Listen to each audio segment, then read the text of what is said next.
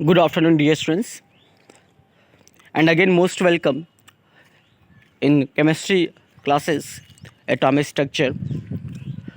देखिए बेटा, अगर आज की क्लासेस हम स्टार्ट करें तो जैसा हम लोगों को पता कि आज की क्लासेस में हम लोग एटॉमिक मॉडल के बारे में क्लियर करना चाह रहे थे। ठीक है, कल आप सभी लोगों को लेक्चर बहुत अच्छे समझ में आया, बहुत सारे चीज़ें आपको समझ में आई थी, मैसेज भी आया था हमारे पास। तो आप सभी लोग बस लेक्चर को वॉच आउट करिए और अच्छे ढंग से देखते रहिए, आप बहुत अच्छा करेंगे। ठीक है, अगर हम एटॉमिक मॉडल की बात करें जो अपना कॉन्सेप्ट है, क्योंकि इसके पहले हमने डाल्टन्स के थ्योरी के बारे में स्टडी किया, डाल्टन्स की क्या कमियां थी, क्या अच्छाइयां थी, क्या बुराइयां थी, ये सब हमने कल क्लास में स्टार्ट किया था। और कल की क्लासेस में सबसे इम्पॉर्टेंट था कि स्पेसिफिक चार्ज कैसे निकाला जाता है, मतलब E/m की वैल्यू कैसे फाइंड आउट की जाती है, ये हमने उसमें सीखा था। ठीक है, अब हम सभी लोग स्टार्ट करने जा रहे हैं एटॉमिक मॉडल्स।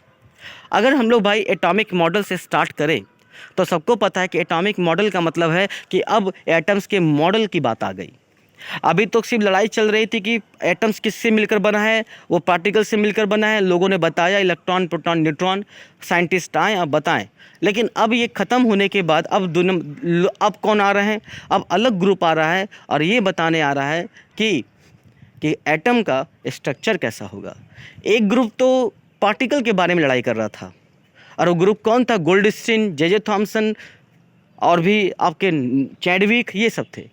और दूसरी तरफ कौन सा ग्रुप था, दूसरी तरफ थे थॉमसन मॉडल के थॉमसन, रदरफोर्ड, बोहर, ये सब अलग ग्रुप था।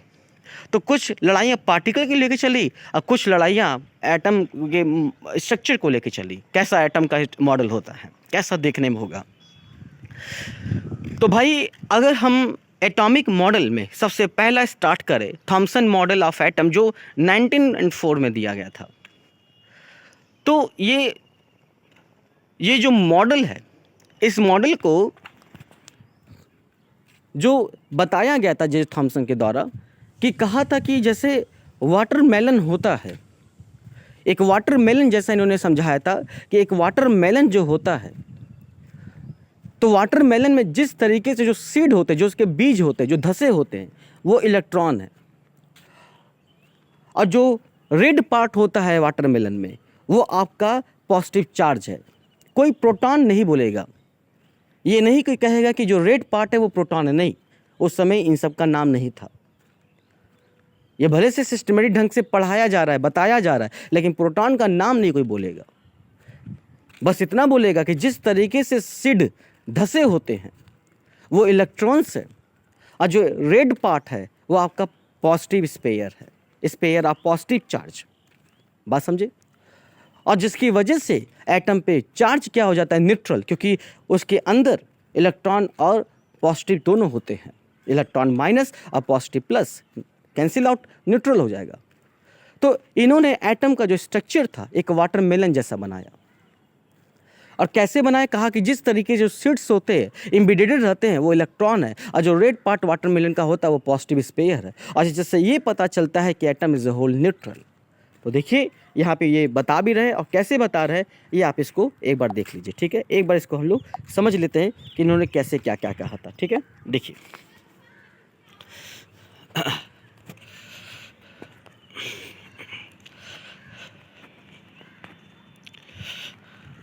देखिए बेटा,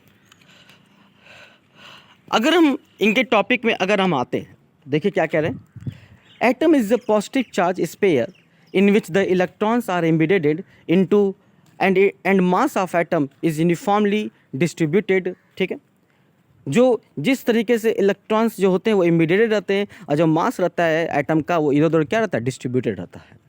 मतलब वाटरमेलन में जो सीड होता है वो उसको इलेक्ट्रॉन के नाम पे बोला इन्होंने, और जो रेड पार्ट होता है वो एटम का मास, मतलब पॉजिटिव चार्ज जो इधर उधर डिस्ट्रीब्यूटेड रहता है।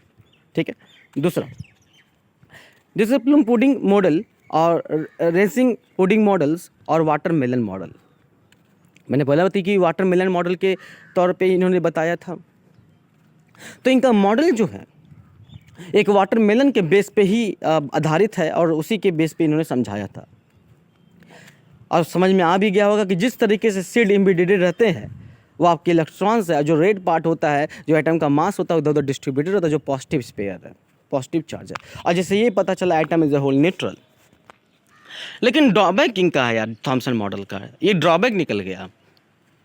सोचिए आज के ज़माने में अगर एटम का स्ट्रक्चर कोई पूछता तो हम कहते हैं लेकर आओ वाटरमेलन, और उसी में तुमको समझाएंगे कि क्या इलेक्ट्रॉन होता है और क्या पॉजिटिव चार्ज होता है।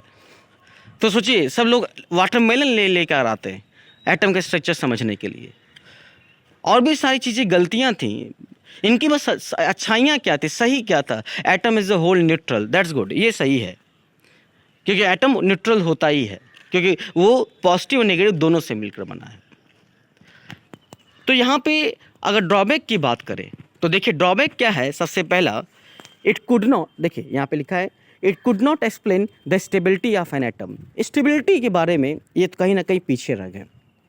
और स्टेबिलिटी ऑफ एटम कैसे बताया जाता है, जब सेल वगैरह की बात होती है।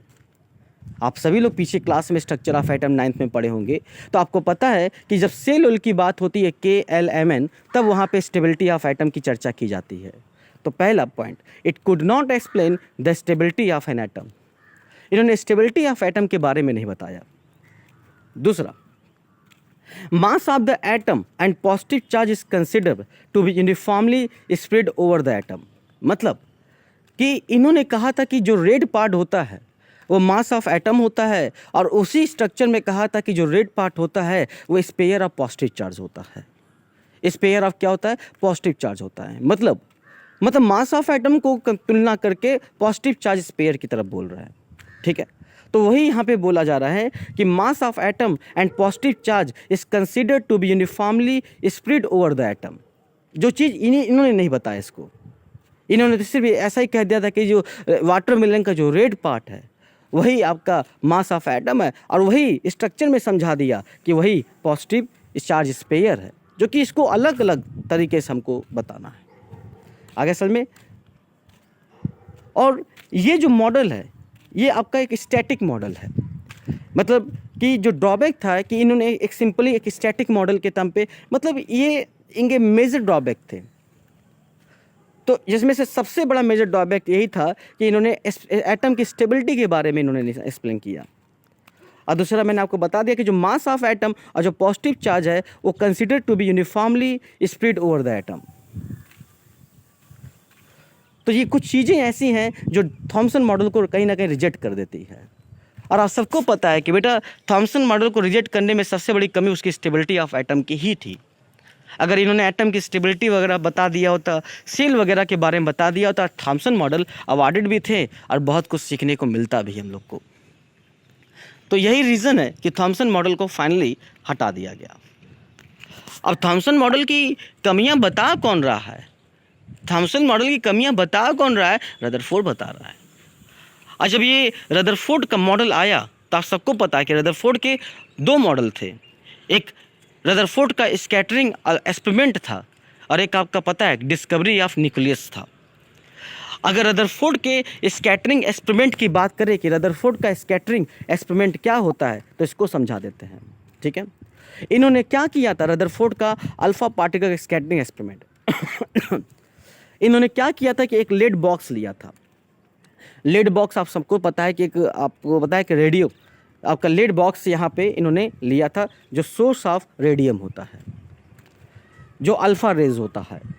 अल्फ़ा रेज का हमने कंपेयर आपको पता है कि हीलियम से किया था, 2He4 होता है, ठीक है।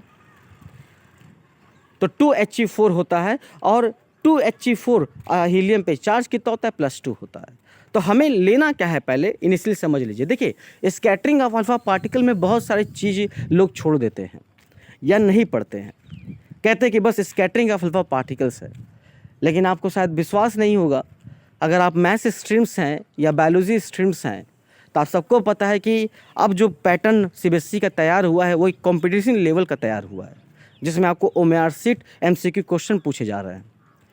अगर आप पुराने कॉन्सेप्ट के हिसाब से पढ़ेंगे तो आप सिर्फ और सिर्फ यूनिट सेकेंड में अच्छा कर पाएंगे, यूनिट फर्स्ट तो बेकार हो जाएगा आपका, क्योंकि यूनिट फर्स्ट में आपको MCQ क्वेश्चन सॉल्व आउट करने हैं। तो यूनिट फर्स्ट आप सबको पता है कि MCQ बड़े खतरनाक होते हैं इन कंपेयर टू शॉर्ट और लॉन्ग। उसमें कुछ भी लिखे तो नंबर मिल सकता है, लेकिन MCQ में गलत टिक मार दिया तो सब नंबर गलत ख़राब हो गए। इसलिए नए तरीके से पढ़ाई करिए। पुराने कॉन्सेप्ट पुराने ढर्रे के भाई जैसे पढ़ रहे थे, अंकल जैसे पढ़ रहे थे, तमाम ऐसे जो पुराने कॉन्सेप्ट चल रहे थे, तब तो ये ले डूबेगा आपको। 11th भी बेकार और 12th तो बेकार जा ही जाएगा। इसीलिए नए कॉन्सेप्ट के हिसाब से पढ़ाई करें, मतलब नए तरीके से पढ़ाई करें, क्योंकि बोर्ड ने अपना पैटर्न चेंज कर दिया है। तो पैटर्न के हिसाब से नहीं पढ़ेंगे तो कहीं ना कहीं ख़त्म हो जाएंगे। तो चलिए वही बात करना था कि एक्सपेरिमेंट जो रदरफोर्ड का है, इसको लोग बहुत नॉर्मली तरीके से बात करते हैं, लेकिन ऐसा है नहीं। इसमें बहुत कुछ सीखने को मिलेगा। पहला, हम उठाएंगे एक लेड बॉक्स, जो किसका सोर्स होता है बेटा? रेडियम का। और रेडियम आपको पता है कि रेडियो एक्टिव सब्सटेंस जो अल्फा बीटा गामा इमिट करता है। तो हमने अल्फा रे की बात की और अल्फा रे को यहाँ से पास आउट किया और यहाँ पे एक स्लिट सिस्टम लगा दिया। और ये स्लिट सिस्टम किसका होता है? लेड प्लेट का होता है। और ये स्लिट इसलिए लगाया जाता है ताकि रे इधर उधर ना, मतलब एक सीधे वो निकल जाए, ठीक है। और उसके बाद हम यहाँ पे यूज करते हैं एक थिन गोल्ड फॉइल। अब कोई कहता है कि यहाँ पे थिन गोल्ड फॉइल ही क्यों यूज करते हैं, गोल्ड ही क्यों यूज करते हैं? तो गोल्ड यूज करने का सबसे बड़ा वजह ये है बेटा, क्योंकि गोल्ड जो होता है सबसे ज़्यादा आपका मेलेबल होता है। अगर हम 5 ग्राम गोल्ड लेते हैं तो 5 किलोमीटर वायर बना सकते हैं। ये सबसे ज़्यादा मेलेबल होता है गोल्ड। और यही रीज़न है कि यहाँ पर हम मेलेबल मेटल ही लेंगे, जो हाईली मेलेबल मेटल होंगे, like as a thin gold foil. और कितना थिन गोल्ड फॉइल आप देख लीजिए कितना थिन होता है, 0.0004 सेंटीमीटर। ये क्वेश्चन एग्ज़ाम में आ चुका है। आप अगर आप देखेंगे तो आंसर उठा के देखिए, ये क्वेश्चन कॉम्पिटिशन एग्ज़ाम में पूछा जा सका है। क्या ये क्वेश्चन क्या अब आपके यूनिट फर्स्ट में आराम से आ सकता है कि विच वैल्यूज़ या which option correct for the thin gold foil? कौन सा ऑप्शन करेक्ट है थिन गोल्ड फॉइल का? कितना अमाउंट होना, कितना मेजरमेंट होना चाहिए? इतना मेजरमेंट, इतना सेंटीमीटर में होना चाहिए। अगर आप इसको मीटर में बदलना चाहेंगे तो मीटर में भी बदल सकते हैं, लेकिन इतना इसका थिन गोल्ड फॉइल होना चाहिए, 0.0004 सेंटीमीटर। और जब इतना थिन गोल्ड फॉइल होता है तो उसी पे जब अल्फ़ा रे का हम लोग बम्बार्डमेंट कराते हैं तो जो अल्फ़ा रे होता है वो उसका यहाँ पर क्या हो जाता है, जैसे ही गोल्ड फॉइल पे जाता है वैसे उसका क्या हो जाता है, स्कैटरिंग हो जाता है। अल्फ़ा रे पूरा स्कैटर्ड हो जाता है, आप देख रहे हैं पूरा रे स्कैटर हो जाता है। और किसके स्क्रीन पे होता है? ये स्क्रीन जो आप देख रहे हैं ये एक जिंक सल्फाइड का स्क्रीन है। ये किसका स्क्रीन है? जिंक सल्फाइड का स्क्रीन है। ये आपका थिन गोल्ड फॉइल है और ये जो स्क्रीन है ये आपका जिंक सल्फाइड का स्क्रीन है। बात समझे यहाँ पे? तो ये जो जिंक सल्फाइड का स्क्रीन है इसी पे स्कैटरिंग, इसी पे अल्फ़ा पार्टिकल्स जो है स्कैटर्ड होके यहाँ पहुँचती है। और इसमें कौन सा ऐसा पोजीशन है जहाँ अल्फ़ा पार्टिकल सबसे ज़्यादा स्ट्राइक करती है? तो आपको पता है ये जो सेंटर वाला जो पोजीशन है यहाँ पर सबसे ज़्यादा अल्फ़ा पार्टिकल स्ट्राइक करती है, क्योंकि जब भी किसी लाइट को हम लोग जलाते हैं या कुछ भी करते हैं तो उसके सेंटर पे लाइट सबसे ज़्यादा आती है, ठीक है। तो सेंटर पे इस वाले पॉइंट पे मोस्ट अल्फ़ा पार्टिकल स्ट्राइक करते हैं। और ये याद रखिएगा आज के लेक्चर में जो थिन गोल्ड फॉइल लेते हैं वो कितना थिन होना चाहिए, इसका इतना अमाउंट है, ठीक है। अगर आप बोलना चाहेंगे तो 4 × 10⁻⁻4 सेंटीमीटर, -5 सेंटीमीटर ऐसे बोल सकते हैं। तो इस तरीके से आप इसको कन्वर्ट करके बोल सकते हैं कि कितना थिन होना चाहिए, 0.404 मतलब 0.0004 सेंटीमीटर होना चाहिए।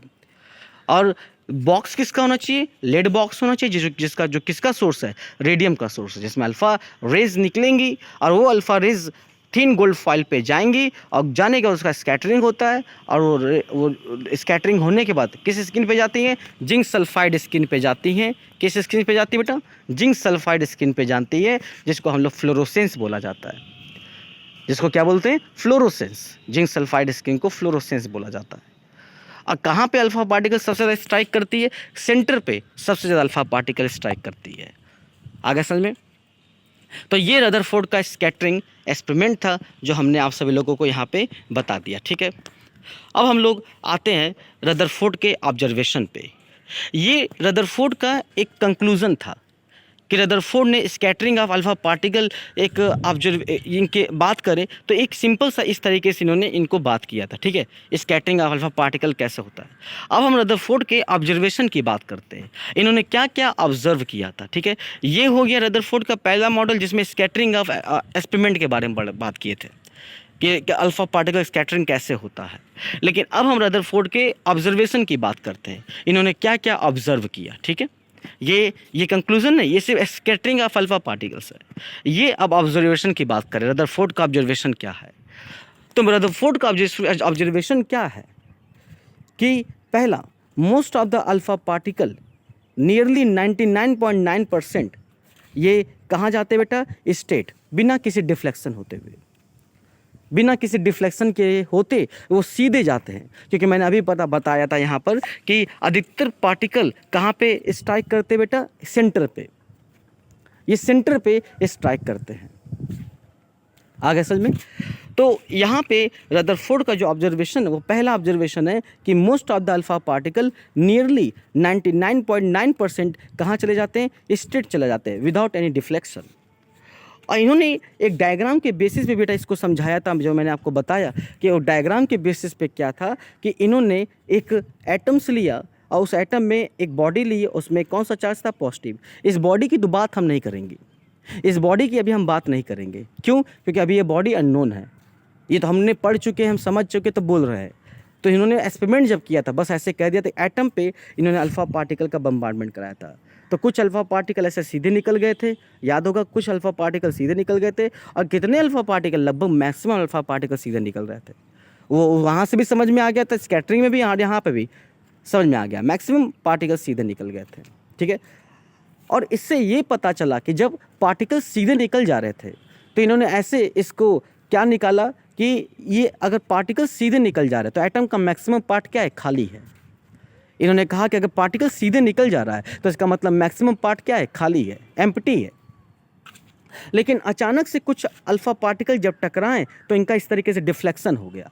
और जब डिफ्लेक्शन हुआ तो इन्होंने कहा कि एटम के अंदर कोई एक ऐसी बॉडी है जो पॉजिटिव चार्ज है।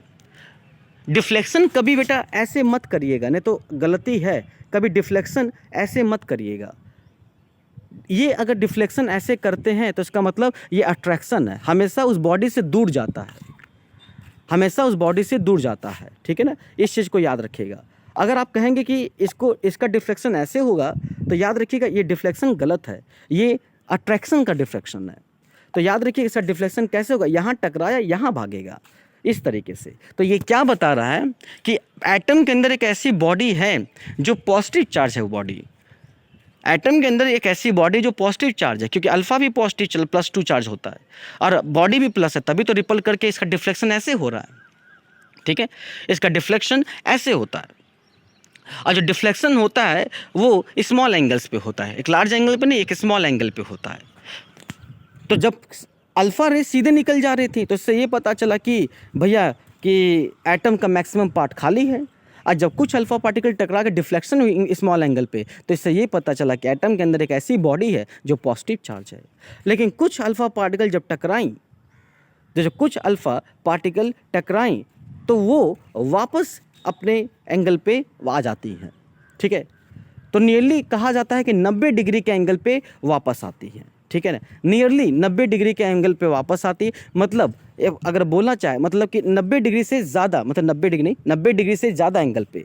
और कितना ज़्यादा एंगल पे, लगभग 180 डिग्री। मतलब आप समझ सकते हैं कि 180 तो नहीं बोलेंगे, लेकिन हाँ उसके आसपास के एंगल पे वापस आ गई। अब बिल्कुल स्ट्रेट मत कर दीजिएगा कि जहाँ से गई वहीं से वापस आ गए, नहीं, थोड़ा सा एंगल डिफ्लेक्ट करता है वापस आते समय, और वो लगभग 180 के आसपास में ही होता है। ठीक है, लेकिन 90 से ज़्यादा 180 के आसपास आप कोई भी बना सकते हैं।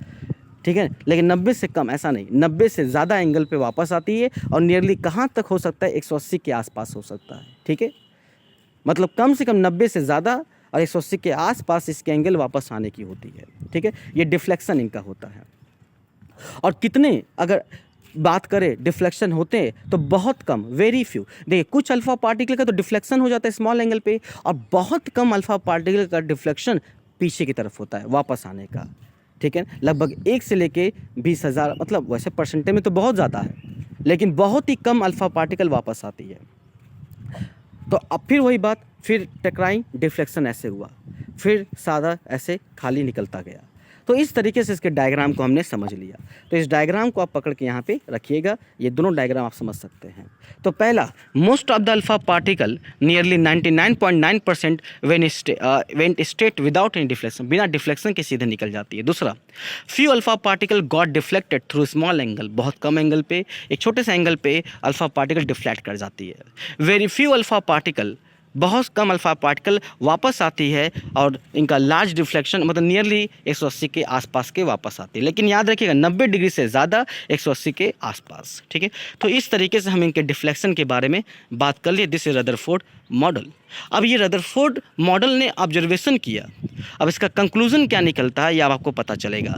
जो मैं समझा रहा था कि एटम का मैक्सिमम पार्ट खाली है, ये आपका कंक्लूजन है। ये तो अभी ऑब्जर्वेशन कर रहे थे कि बहुत सारे अल्फा पार्टिकल सीधे निकल गए, कुछ अल्फा पार्टिकल डिफ्लेक्ट किए स्मॉल एंगल पे, और कुछ alpha particle, very few alpha particle वापस आ गए नियरली 180 डिग्री पे। अब इनका कंक्लूजन क्या निकला देखिए। पहला, फर्स्ट जो कंक्लूजन है ये कह रहे हैं कि since most of the alpha particle went straight through the metal foil undeflected, मतलब जो ऊपर उन्होंने बताया था कि सेंटर पे सबसे ज़्यादा अल्फा पार्टिकल स्ट्राइक करते हैं, इसका क्या मतलब है? It means that there must be very large empty space within the atom. मैंने ऐसे भी बोला था कि एटम के अंदर स्पेस बहुत ज़्यादा है खाली, जिसकी वजह से मैक्सिमम अल्फा पार्टिकल सीधे निकल जाते हैं। वो आपको स्कैटरिंग ऑफ अल्फा पार्टिकल में भी दिखा होगा, वो आपको इस वाले डायग्राम में भी दिखा होगा, ठीक है। तो इससे ये पता चला कि अगर सारे अल्फा पार्टिकल अधिकतर सीधे निकल जाते तो इसका मतलब मैक्सिमम पार्ट एटम का खाली है, पहला ऑब्जर्वेशन। दूसरा, अब यहाँ पे कंक्लूजन से यहाँ पे ऑब्जर्वेशन धीरे धीरे पता चला। अब देखिए क्या क्या निकला। Since few of the alpha particle deflected, मतलब कुछ अल्फा पार्टिकल डिफ्लेक्टेड होते हैं, तो इससे ये पता चला कि अगर अल्फा पार्टिकल डिफ्लेक्टेड हो रहे हैं तो इसका मतलब ये है कि अगर इनका डिफ्लेक्शन होता है तो इसका ये पता चल रहा है कि उस बॉडी के अंदर एक ऐसे, उस एटम के अंदर एक ऐसी चार्ज है जो पॉजिटिव चार्ज है, उस एटम के अंदर एक ऐसा चार्ज है जो पॉजिटिव चार्ज है, जिससे ये पता चल गया कि उनका डिफ्लेक्शन हो रहा है स्मॉल एंगल पे, क्योंकि वो पॉजिटिव चार्ज है तो अल्फा भी पॉजिटिव चार्ज है, तो रिपल्सन होगा तो डिफ्लेक्शन एक स्मॉल एंगल पे होता है। दूसरा ये हो गया। और तीसरा जो पॉइंट ये था कि कुछ अल्फा पार्टिकल, बहुत कुछ अल्फा पार्टिकल वापस आ रहे थे। तो वापस आने का मतलब समझ रहे हैं कि उस एटम के अंदर सेंटर पे एक ऐसा बॉडी है जो बहुत हार्ड है, जिसकी वजह से अल्फा पार्टिकल जो है वो टकरा के वापस आ जा रही है। क्योंकि बेटा अल्फा पार्टिकल के पास इतना पावर नहीं है कि वो उस बॉडी को पेनिट्रेट करके आगे निकल जाए, नहीं, अल्फा पार्टिकल के पास इतना पावर नहीं है। और वैसे भी अल्फा पार्टिकल का पेनिट्रेशन बहुत कम होता है। पेनिट्रेशन का मतलब होता है छेदने की शक्ति। गामा मेटल को सबसे ज़्यादा पेनिट्रेट करता है, बीटा उससे कम, अल्फा सबसे कम।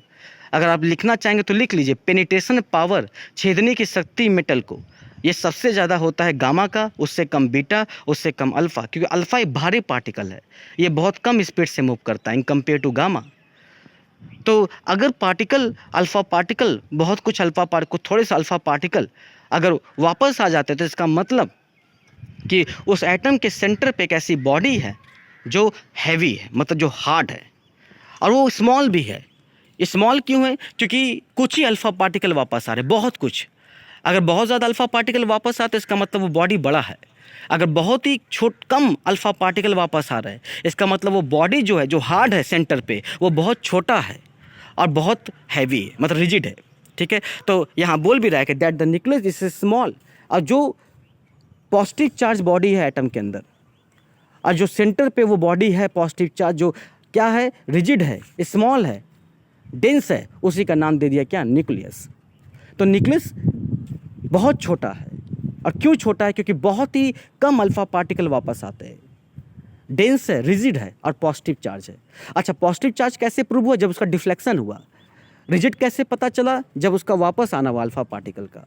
तो वो जो बॉडी है सेंटर पे, जो पॉजिटिव चार्ज है, रिजिड है, डेंस है, वो बॉडी का नाम दे दिया गया न्यूक्लियस। आ गया। और न्यूक्लियस बहुत छोटा होता है बेटा, और इतना छोटा होता है कि मैं कंपेयर करके बता देता हूँ। अगर एक 5 किलोमीटर के रेंज में अगर एक, मान लीजिए एक फील्ड है, खूब बड़ा सा फील्ड है, मान लीजिए क्रिकेट फील्ड है, उसमें आपने एक सेंटर पे या बॉल रख दिया, ठीक है, तो वो जो बॉल है वो बेटा न्यूक्लियस है, और पूरा जो फील्ड है वो एटम है। आपको कंपेयर करके अगर हम बताएं तो 5 किलोमीटर का अंतर पड़ता है बेटा एटम और न्यूक्लियस के कंपेयर में, इतने का अंतर पड़ता है।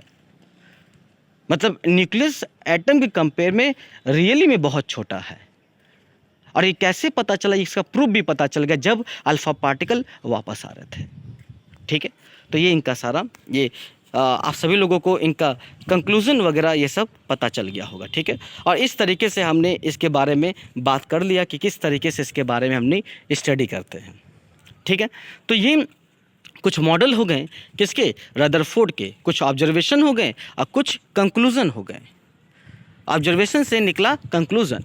तो याद रखिएगा कंक्लूज़न में सबसे पहला पॉइंट कि कंक्लूज़न कैसे पता चला, जब इनको ऑब्जर्व किया तो कुछ मैक्सिमम अल्फा पार्टिकल सीधे निकल गए, जिससे पता चला कि ये एटम का मैक्सिमम पार्ट खाली है।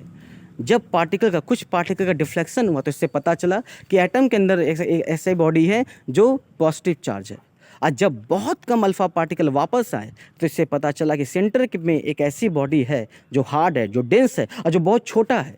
अब बहुत छोटा कैसे पता चला, क्योंकि बहुत ही कम अल्फा पार्टिकल वापस आए, और वो जो छोटा बॉडी है, जो पॉजिटिव चार्ज बॉडी है, जो हार्ड बॉडी है, जो डेंस बॉडी है, उस बॉडी का नाम दे दिया गया न्यूक्लियस। तो न्यूक्लियस पे चार्ज क्या होता है, पॉजिटिव। न्यूक्लियस क्या होता है, बहुत छोटा। न्यूक्लियस क्या होता है, डेंस होता है। न्यूक्लियस क्या होता है, रिजिड होता है। ये सारी कंक्लूज़न निकले रदरफोर्ड के ऑब्जर्वेशन से, और वो ऑब्जर्वेशन दोनों की मदद से इन्होंने बताया। एक ऑब्जर्वेशन मेन पॉइंट और एक स्कैटरिंग। और स्कैटरिंग में सबसे बड़ा observation maximum alpha particle centre पे स्ट्राइक करते हैं, तो अधिकतर पार्टिकल सीधे निकल जाते हैं मेटल के थ्रू, और वो मेटल कौन सा होता है, गोल्ड फॉइल होता है। तो ये कहानी हम सभी लोगों को अच्छी तरीके से रदरफोर्ड का मॉडल जो है ये बहुत बढ़िया हम लोगों को समझ में आ गया। ठीक है, अब आप सभी लोगों को ये टॉपिक अगर अच्छे से समझ में आ गया है फाइनली, तो नेक्स्ट लेक्चर में आप सभी लोगों को हम पढ़ाएंगे इसके रिजल्ट, रदरफोर्ड मॉडल के रिजल्ट क्या निकले। भैया एक ऑब्जर्वेशन हो गया, ये इनका ऑब्जर्वेशन हो गया, एक कंक्लूज़न हो गया, अब रिजल्ट आएगा। पहला ऑब्जर्वेशन, ऑब्जर्वेशन से कंक्लूज़न और कंक्लूज़न से रिजल्ट। तो रदरफोर्ड में हम देखें तो 3 चीज़ पढ़ लिए। पहला स्कैटरिंग ऑफ अल्फा पार्टिकल, एक नॉर्मल था। दूसरा ऑब्जर्वेशन, तीसरा कंक्लूज़न। अब नेक्स्ट क्लास में पढ़ेंगे कि इतना पढ़ने के बाद रिजल्ट क्या निकला। और रिजल्ट आपको बता दें, वो रिजल्ट है एटम और न्यूक्लियस के बीच का। वो रिज़ल्ट ये निकला कि एटम कितना बड़ा है न्यूक्लियस से, या न्यूक्लियस कितना छोटा है एटम से। ये रिज़ल्ट है, और ये कल की क्लास में आपको हम निकाल के दिखाएंगे, क्वेश्चन को सॉल्व करके दिखाएंगे कि रियली में न्यूक्लियस कितना छोटा होता है एटम से। न्यूमेरिकल मदद से बताएंगे कि न्यूक्लियस कितना छोटा। कल की क्लास में हम आपको वॉल्यूम भी निकालना सिखाएंगे, डायामीटर भी सिखाएंगे, और ये भी बताएंगे प्रूफ के साथ कि न्यूक्लियस कितना छोटा होता है एटम से। आप सभी लोगों ने पढ़ा होगा सिर्फ न्यूक्लियस छोटा होता है, अब कल की क्लास में बताएंगे कितना छोटा होता है बाय न्यूमेरिकल मेथड से, ये कल पता चलेगा। तो आई होप आप सभी लोगों का आज का लेक्चर पूरी तरीके से क्लियर हो गया होगा। एक कॉन्सेप्ट, एक थ्योरी बेस्ड था, और यही थ्योरी आपके न्यूमेरिकल सॉल्व कराएंगे बेटा। अभी तो थ्योरी ही चल रहा है, तो आप इसको थ्योरी, एक फंडामेंटल कॉन्सेप्ट को पढ़ेंगे। ठीक है, और याद रखिए बेटा, जब भी हम कोई चैप्टर पढ़ाते हैं तो आप उसके क्वेश्चन एनसीईआरटी से ही लगाएंगे। वैसे तो मैं अधिकतर एनसीईआरटी के लैंग्वेज में आपको बता देता हूँ, समझा देता हूँ। अगर आप एनसीईआरटी से लगाएंगे तो एनसीईआरटी से अच्छी कोई बुक्स नहीं है। और याद रखें, एक नए तरीके से पढ़ाई करिए। पुराने ढर्रे के हिसाब से पढ़ाई करेंगे तो सिर्फ और सिर्फ पास होंगे, लेकिन टॉपर लिस्ट में नाम नहीं आएगा बेटा। एक अलग तरीके से पढ़ाई करना पड़ेगा। और एनसीईआरटी, जब भी कोई चैप्टर पढ़े तो एनसीईआरटी लगाएं। अगर जिस चैप्टर के एनसीईआरटी नहीं लग रहे हैं तो इसका मतलब है कि कहीं ना कहीं कमी है, या हमको जो मिलना चाहिए वो नहीं मिल रहा है, या हमको जैसा पढ़ना चाहिए हम वैसा पढ़ नहीं रहे हैं। अगर आपने कोई भी चैप्टर पढ़ा है, अगर उसका एनसीईआरटी नहीं लग रहा है, इसका मतलब ये बहुत समझ लीजिए कि हमारे लिए ख़तरनाक साबित होने वाला है। क्योंकि बेटा एनसीईआरटी लगाना बहुत ज़रूरी है, क्योंकि इसी के क्वेश्चन हमारे एग्ज़ाम में पूछे जाते हैं। जिस चैप्टर का एनसीईआरटी ना लगे तो समझ जाइए कि पढ़ाई डामाडोल है। अभी हमको जो मिलना चाहिए वो हमको उस चैप्टर में नहीं मिला है, या जो हमको पढ़ना चाहिए हम वो नहीं पढ़ पा रहे हैं। लेकिन स्पेशली हमारे इस चैप्टर्स में, एटॉमिक स्ट्रक्चर्स में, अगर आप जैसे ही लेक्चर ख़त्म करते हैं आप वैसे ही एक्सरसाइज जाइए, जो नहीं आता वो हमसे पूछ लीजिए। लेकिन एनसीईआरटी लगाइए, पहला प्रेफरेंस एनसीईआरटी। और तुरंत रस करना मत चालू करिए बेटा। पता चला कुछ बच्चे ऐसे होते तुरंत बुक्स खोलते, तुरंत रस करना चालू कर देते, क्वेश्चन पढ़े भी नहीं, चालू नहीं। पहले अपने दिमाग को शांत रखिए, 5 मिनट 10 मिनट दीजिए, क्वेश्चन को ढंग से पढ़िए, उसके बाद क्वेश्चन को सॉल्व करना सीखिए, लगाना सीखिए। ये नहीं कि क्वेश्चन देखा ही नहीं रस करना चालू, उसको लगाना चालू नहीं, आराम से दिमाग को शांत रखिए, तब क्वेश्चन को सॉल्व करिए। तो आई होप आप सभी लोगों को आज समझ में आ गया। आज के लिए यही रखेंगे और कल हम लोग स्टडी करेंगे रिजल्ट के बारे में। Okay, thank you so much बेटा।